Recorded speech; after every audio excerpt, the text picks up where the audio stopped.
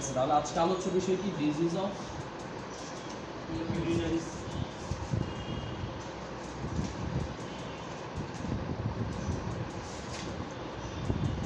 ঠিক আছে, disease of urinary system.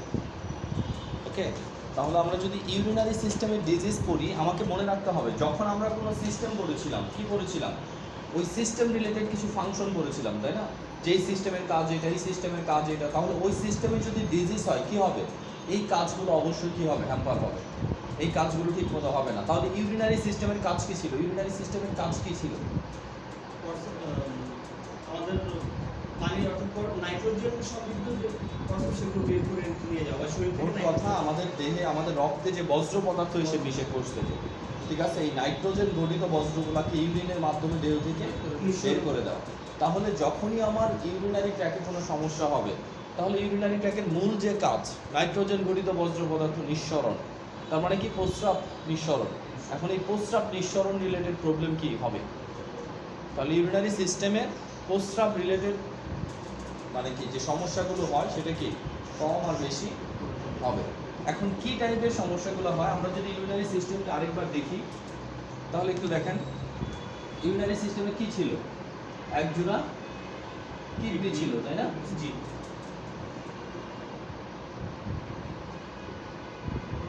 এক জোড়া কিডনি। ঠিক আছে, একটা ইউরিনারি ব্লাডার, একটা কি ইউরেথ্রা। ইউরেথ্রার চারপাশে কি ছিল? Prostate gland. ঠিক আছে, তাহলে কিডনির উপরে কি আছে? অ্যাড্রিনাল গ্ল্যান্ড, তাই তো? এটা হচ্ছে অ্যাড্রিনাল গ্ল্যান্ড, এটা হচ্ছে কি কিডনি, লেফট কিডনি, কিডনি এল, এটা হচ্ছে কি কিডনি আর। ঠিক আছে, এটা হচ্ছে কি রাইট ইউটেরাস, এটা হচ্ছে কি লেফট ইউটেরাস, এটা হচ্ছে কি ইউরিনারি ব্লাডার, এটা হচ্ছে কি ইউরেথ্রা, এটা হচ্ছে কি প্রোস্টেট গ্ল্যান্ড। ওকে, এইটুকু আমরা পড়েছিলাম। তাহলে কিডনির কাজ কি? ইউরিন ব্লাডকে ফিল্ট্রেট করে সে ইউরিনটাকে কি অপদ্রব্যগুলোকে এই পথে কি পাঠিয়ে দেওয়া। ব্লাডারের কাজ কি? জমা করে রাখে, এটাকে জমা করে রাখা। আর ইউরেথ্রার কাজ কি? একটা নির্দিষ্ট অ্যামাউন্টের জমা হলে কি আমাদের প্রস্রাবের চাপ আসবে, যেটা ভরে গেছে এরকম আমাদের মনে হবে, বাকি এটাতে প্রস্রাব বেশি জমে গেছে, এই চাপের যখন মনে হবে তখন আমরা কি প্রস্রাবের চাপ করবো। এখানে একটা বাল্ব আছে, এই বাল্বটা তখন ওপেন হয়ে যাবে, প্রস্রাবটা কি হবে? বের হয়ে যাবে।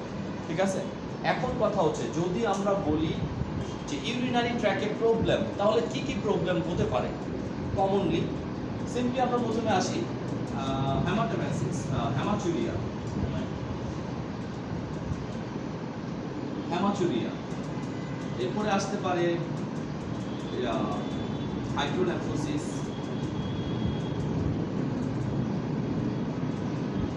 এরপরে আসতে পারে পিপিএইচ, বিনাইন প্রোস্টেট হাইপারপ্লাসিয়া। এরপর আসতে পারে কি বিপিএস না বিপিএস? এটা BPH, পিকেডি, polycystic kidney disease.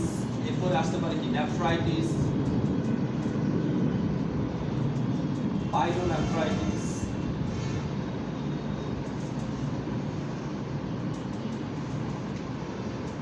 Glomerulonephritis.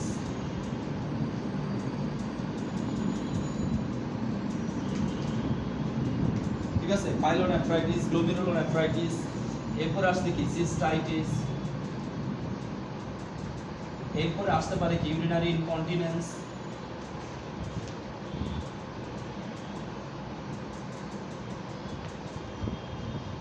এরপরে আসতে পারে কি ইউরিনারি রিটেনশন।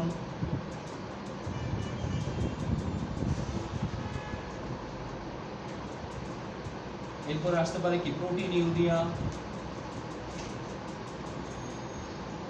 এরপর আসতে পারে কি পলি urea, অ্যানিউরিয়া, oligo urea.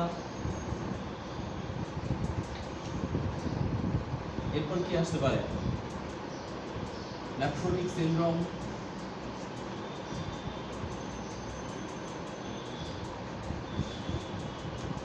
Renal stone.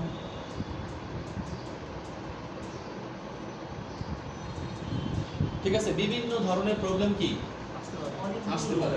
Urinary system অনেকগুলো এখানে তো কমিউনিটি আমরা লিখলাম, ঠিক আছে। রোগ যদি আপনি পড়তে যান রোগের কোনো অভাব নেই, ঠিক আছে, এক একটা রোগের কারণগুলো শুধু আলাদা, কোন জায়গায় হচ্ছে সেটা আলাদা। ঠিক আছে, তাহলে আমরা যদি সিম্পলি ফার্স্ট থেকে আসি, ফার্স্ট রোগগুলো যদি আমরা কিডনির কথা চিন্তা করি, কিডনিতে কি কি রোগ হতে পারে, তাহলে এখানে যে রোগগুলো আমরা বলতেছি এর ভিতর থেকে যদি আমরা বলি কিডনিতে কি কি রোগ হতে পারে। কিডনিতে হাইড্রোনেফ্রোসিস, নেফ্রো শব্দ যখনই থাকবে তখনই কি বুঝবেন যে প্রবলেমটা কিডনি রিলেটেড। হাইড্রোনেফ্রোসিস মানে কি, হাইড্রো মানে পানি, পানি। নেফ্রোসিস মানে কি কিডনিতে, তাই না? তাহলে কি হচ্ছে, মনে করেন যে কিডনির এখানে স্টোন হয়েছে, স্টোন হওয়ার কারণে এই রাস্তাটা বন্ধ হয়ে গেছে।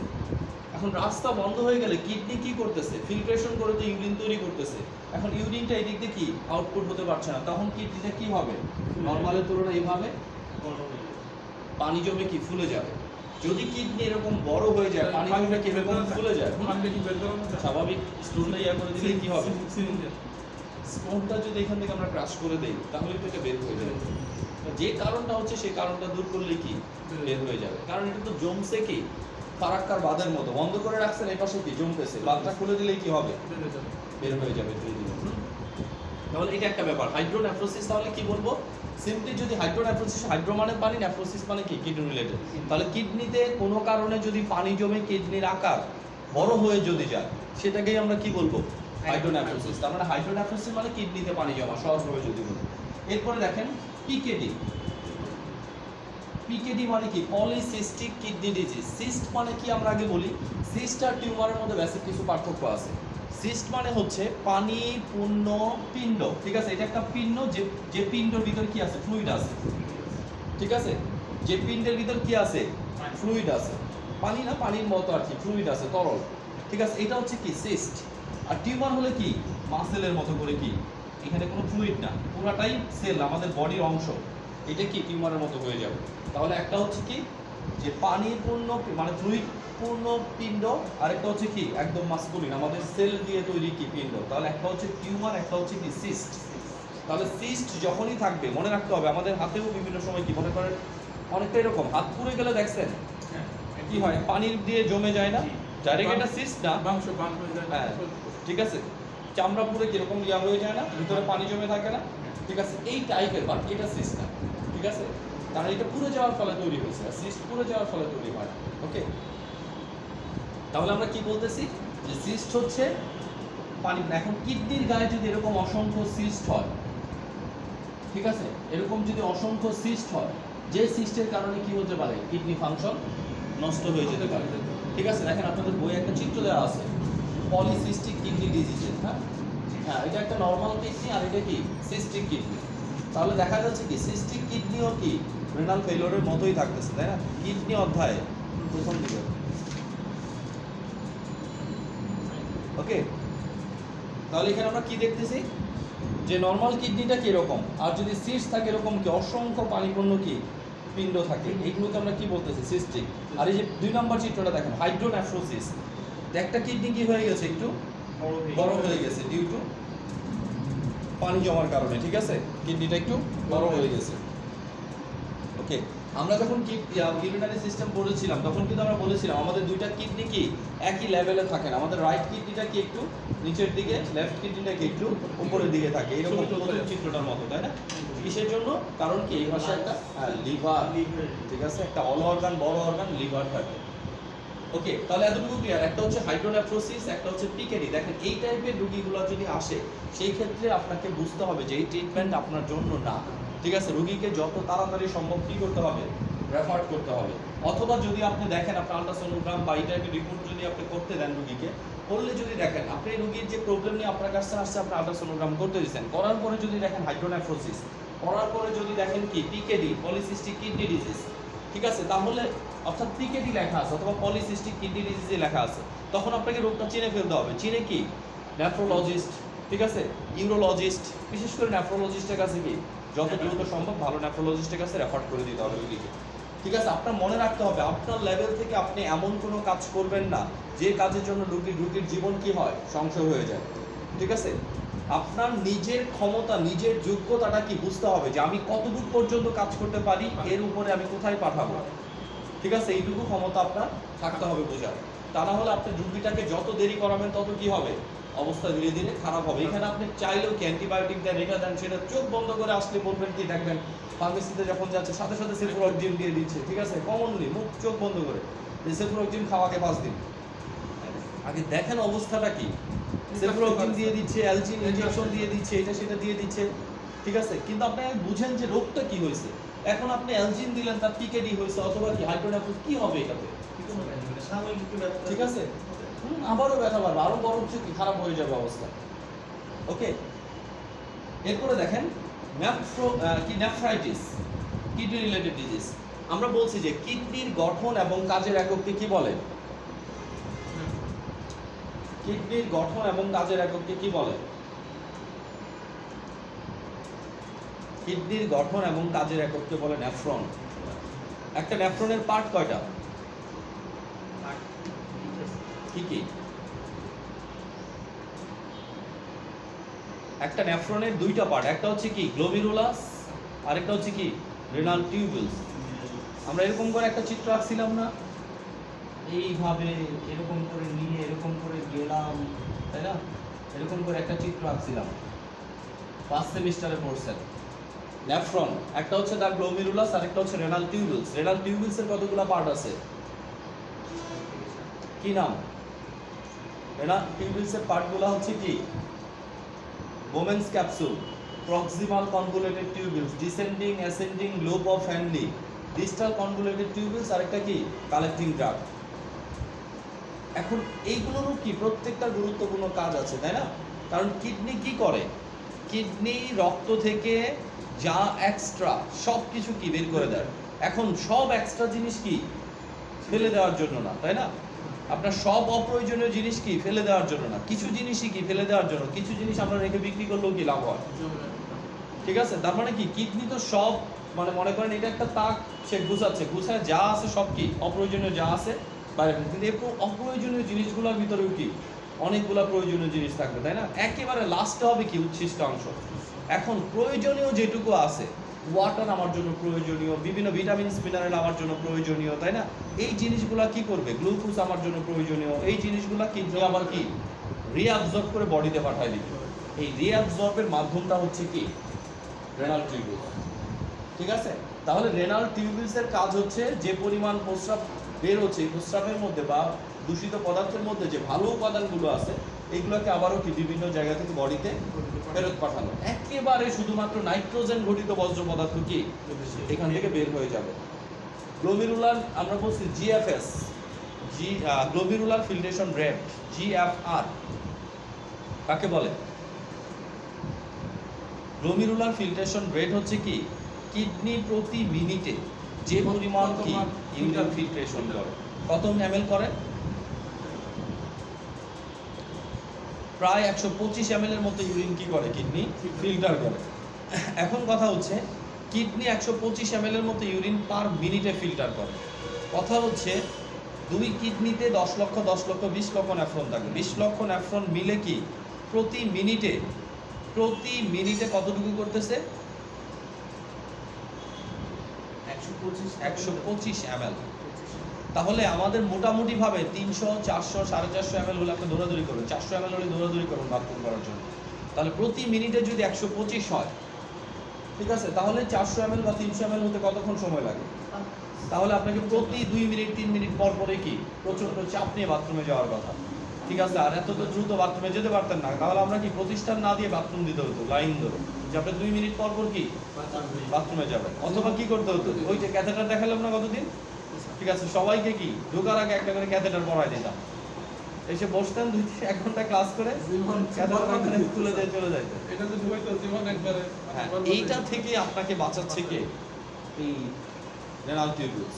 রেনাল টিউবুলস কি করছে, কিডনি 125 মিলিগ্রাম দিয়ে দিচ্ছে, পাঠায় দিচ্ছে, সে 125 মিলিগ্রাম থেকে উপকারী ম্যাক্সিমাম অংশ কি বডিতে পাঠায় দিচ্ছে, মাত্র কি 1-2% কি সে জমা করতেছে, ঠিক আছে। তাহলে 2 বা 3 ml বা 1 বা 2 ml কি নাইট্রোজেন ঘটিত বজ্র পদার্থ ধীরে ধীরে জমা হচ্ছে। এটাও অনেক সময় কি কম জমা হয় যদি কি যদি ডিহাইড্রেশনে ভোগে। দেখবেন গরমের মধ্যে সারাদিনে একবারও বাথরুম হয় না, তাই না? ঠিক আছে, আবার দেখেন শীতকালে যদি একটু পানি খান সাথে সাথে কি হবে, বাথরুম হবে। কিসের জন্য? গরমের মধ্যে কি হচ্ছে, প্রচুর ঘাম হচ্ছে। গরমে প্রচুর ঘাম হচ্ছে না, ঘামের কারণে কি হচ্ছে, হ্যাঁ, শরীর থেকে পানিগুলো এক্সক্রিয়েটেড হয়ে যাচ্ছে, ঠিক আছে। আর শীতের মধ্যে কি ঘাম কম হচ্ছে। কি স্যার, অ্যাক্সিডেন্ট করলে একজন ব্যথা পাচ্ছেন মনে হয় আপনি?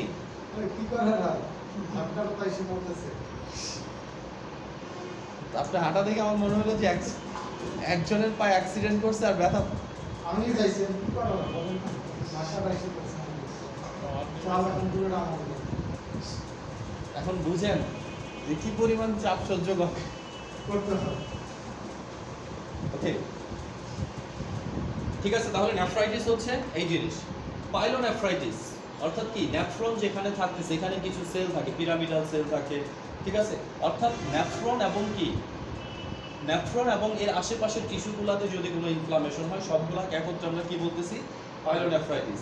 নেফ্রন এবং মানে নেফ্রনের দুইটা পার্ট, কি বলছি, রেনাল টিউবিউলস এবং কি গ্লোমেরুলাস, যদি দুই জায়গাতে কি হয়, ইনফ্লামেশন হয়, তাহলে গ্লোমেরুলো নেফ্রাইটিস, মানে গ্লোমেরুলাসের ইনফ্লামেশন যদি হয়, নেফ্রনে যদি ইনফ্লামেশন হয়। নেফ্রনের পার্টই দুইটা, মানে রেনাল টিউবিউলস এবং কি গ্লোমেরুলাস, দুই জায়গাতে যদি ইনফ্লামেশনগুলো হয়, তাহলে একটা হচ্ছে নেফ্রাইটিস ওভারঅল, তাই না, একটা হচ্ছে কি পাইলোনেফ্রাইটিস, একটা হচ্ছে কি গ্লোমেরুলো নেফ্রাইটিস।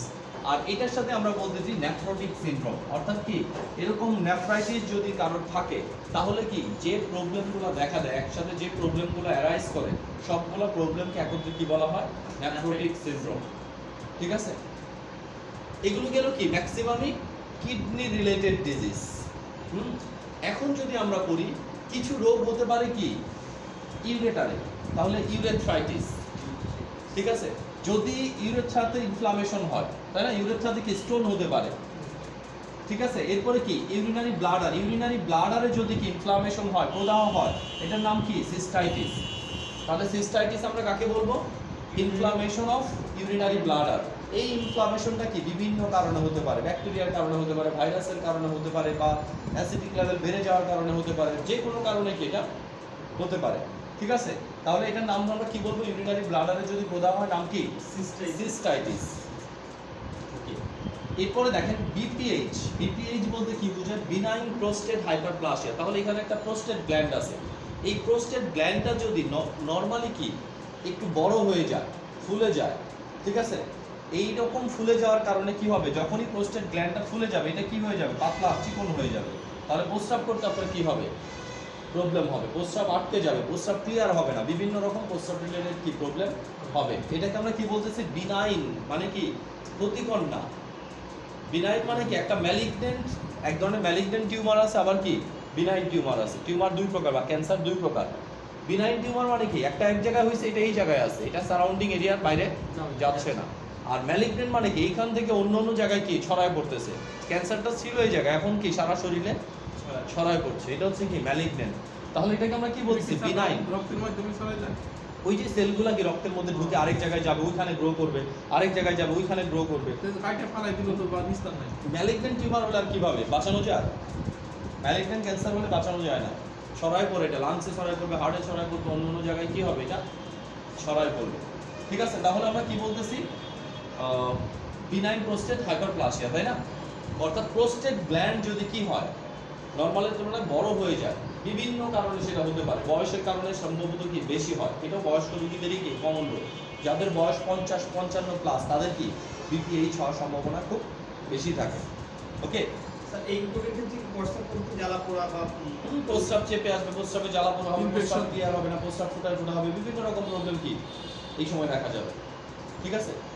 এই যে নেফ্রাইটিস বললাম, এখানে প্রস্রাবে জ্বালা পোড়া করবে, বললাম তো যে কোনো তন্ত্রের সমস্যা হোক, প্রস্রাব রিলেটেড সমস্যাগুলো থাকবে, প্রস্রাব কম হওয়া, প্রস্রাব জ্বালা পোড়া করা, প্রস্রাবের বিভিন্ন প্রবলেম কি এখানে দেখা যায়, প্রস্রাবের কালার চেঞ্জ হওয়া, প্রস্রাবের সাথে রক্ত আসা, এই টাইপের প্রবলেমগুলো কি এখানে কমন থাকবে, কমন লক্ষণ এগুলো, ঠিক আছে, ওকে। এরপর দেখেন ইউরিনারি ইনকন্টিনেন্স আর ইউরিনারি রিটেনশন।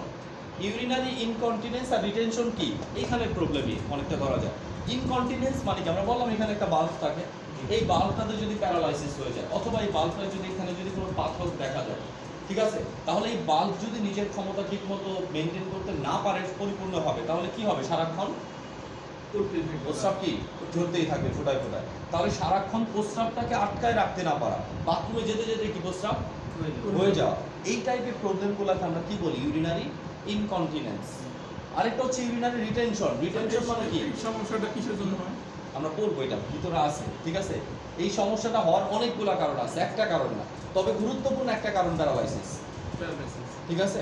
আপনার যদি কি লোয়ার অংশে প্যারালাইসিস হয় তাহলে এটা খুব কমন একটা কারণ সিম্পটম। তখন তো বুদ্ধি থাকে না ওই অংশে। ওকে, তাহলে দেখেন ইউরিনারি ইনকন্টিনেন্স তার মানে কি? যে প্রস্রাব ধরে রাখতে পারে না। আবার এরকমও হতে পারে যে আপনি বাল্বের উপর যদি অত্যাচার করেন, তার মানে কি? প্রস্রাব আসলে রেগুলার কি প্রস্রাব ইচ্ছা মতো চাপায় রাখেন, আটকে রাখে। এটা আপনি ছোটবেলা থেকে অভ্যাস করে ফেলছেন, ঠিক আছে? এক সময় কি হবে? আপনার এই চাপানোর ক্ষমতাটা আর বেশি থাকবে না। থাকবে না, সেই কারণেও কি আপনার ইউরিনারি ইনকন্টিনেন্স হতে পারে। আরেকটা বিষয় হচ্ছে এইজ হয়ে গেলে, ঠিক আছে, যখন মানুষের বয়স হয়ে যায় তখনও কি ইউরিনারি ইনকন্টিনেন্সটা হতে পারে, ঠিক আছে? এই টাইপের প্রবলেম যদি হয় অথবা আঘাতের কারণে হতে পারে, ঠিক আছে? তারপরে যদি এদিকে টিবি হয়, এই অংশটাতে যদি কি টিউবারকুলোসিস দ্বারা আক্রান্ত হয়, সেই ক্ষেত্রেও কি এটা হতে পারে। হতে পারে। ওকে, আবার কখনো কখনো এরকমও হতে পারে যে আমরা গতদিন আপনাদের ইউরেথ্রিয়া দেখালাম না, হ্যাঁ, catheter দিয়ে- ক্যাথেটার। এখন এই ক্যাথেটার খোলার নিয়মটা আপনি জানেন না, এরপরে কি টেনে আমি ক্যাথেটার খোলার infection চেষ্টা হয়েছে। করছেন, আমি তাই না? infection ওইখানে ইনফেকশনের কারণে কি এরকম আমি আজকে 10 incontinence? বছর আগে গেছিলাম ঢাকা মেডিকেলে স্যার, মানে ফালে রাখছে, ডাক্তারও নাই, নার্সও নাই, আনারে একটা লোক আইসা কানাডানি শুরু করছে, হুম। মানে আমি তো তখন এই থাকতে পারতাছি না, সমস্যাগুলো- ভয়ে চলে গেছেন দিন। ঠিক আছে, তখন এই সমস্যা এই সমস্যা ওই যে ইয়া ছিল, ওই যে পানিটা বের করছিল না। এই মারাত্মক অবস্থা তৈরি হয়ে যেতে পারে এর জন্য, ঠিক আছে? ওকে, তাহলে ক্লিয়ার। আর রিটেনশন মানে কি? জমে যাওয়া, ঠিক আছে? কোনো কারণে, এখানে পাথরের কারণে হোক বা এই বাল্বটা নষ্ট হয়ে যাওয়ার কারণে কি প্রস্রাব জমে পেট ফুলে যাচ্ছে, ঠিক আছে? প্রস্রাব এদিক থেকে উঠে যাচ্ছে, ফুলে যাচ্ছে পেট, কিন্তু কি প্রস্রাব রিলিজ হচ্ছে না, ঠিক আছে? প্রস্রাব যদি রিলিজ না হয় তাও প্রবলেম, প্রস্রাব যদি সারাক্ষণ করে তাও প্রবলেম, ঠিক আছে? একটাকে আমরা বলতেছি ইউরিনারি ইনকন্টিনেন্স। সব catheter দিয়ে করা যাবে। তখন আমরা কি রিটেনশন হলে ক্যাথেটারের কোনো বিকল্প নাই, যদি ইনকন্টিনেন্স হয় তাও ক্যাথেটার ছাড়া কি কোনো হয় না। বিকল্প নাই। কারণ কি আপনার যদি এরকম সিরিয়াস ইনকন্টিনেন্স হয় তাহলে আপনাকে কি ক্যাথেটার পরায় রাখতে হবে, কারণ আপনি ক্যাথেটার ছাড়া থাকলে কি হবে? এটা তো আপনার বেশি জীবন সময় নষ্ট পরে হবে। রাখলে তো ইনফেকশন হয়ে যাবে না? নাকি? এখন দেখেন যখন অপারেশন করে রাখে একটা রোগীর, একটা সময় দেখেন এখন তো ল্যাপ্রোস্কোপির মাধ্যমে অপারেশন করে, তাই না? 3-4টা ফোঁটা করে, ঠিক আছে? আগে তো ওপেন করে ফেলতো, তাই না? এখন ওপেন করে যখন অপারেশন করতো এটা কিন্তু এত তাড়াতাড়ি কি শুকায় না। শুকায় না, বেশ দেরি হতো। এখন এই সময় তার প্রস্রাব পায়খানা রিলেটেড বিষয়গুলো কিন্তু খুব সতর্কতার সাথে দেখা যেত কি রুগীকে ক্যাথেটার পরায় রাখছে। এখন এটা এমন এই জন্যই তো তৈরি করছে, ঠিক আছে? ইনফেকশন হওয়ার জন্য না, ঠিক আছে? যদি আপনি সঠিক নিয়মে ইউজ করেন তাহলে এখানে ইনফেকশন হওয়ার চান্স খুব কম থাকবে। লিডোকেন জেল যদি ব্যবহার করেন ইনফেকশন হওয়ার চান্স কি কম থাকবে। আবার কি সারাক্ষণ ক্যাথেটার পরায় রাখবেন, এটাও কি কোনোভাবে কোনো সমস্যা ছাড়া, কারণ ক্যাথেটার কি একটা চিকিৎসার অংশ, আর চিকিৎসার অংশ আমরা কখন ইউজ করবো? যখন দরকার, এছাড়া তো ব্যবহার করবো না। আমি নর্মাল সুস্থ মানুষ, আমি ক্যাথেটার ব্যবহার করতে গেলে কি মানে হিতে বিপরীত হওয়ার সম্ভাবনা অনেক বেশি।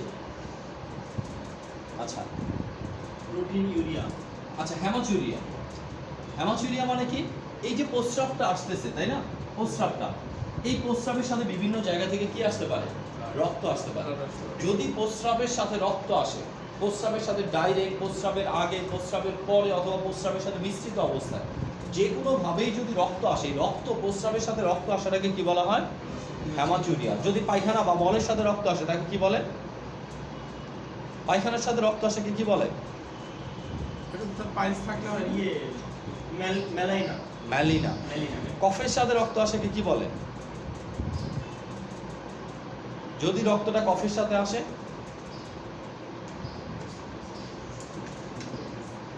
হ্যামোপটাইসিস। যদি রক্তটা বমির সাথে আসে, বমির সাথে যদি রক্ত আসে এই বমিটাকে কি বলে?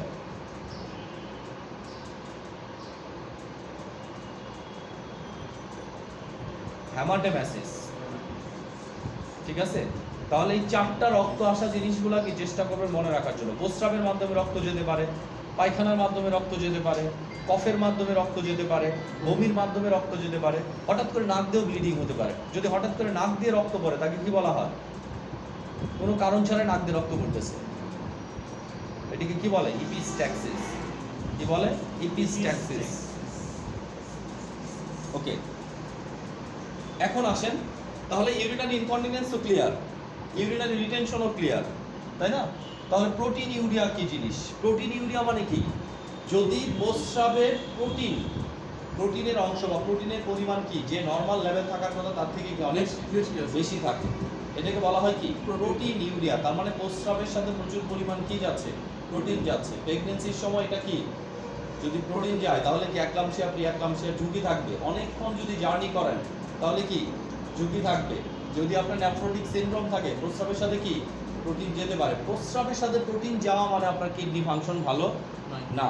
কি প্রোটিন যাবে? অ্যালবিউমিন যাবে, গ্লোবিউলিন যাবে, এগুলোই প্রোটিন।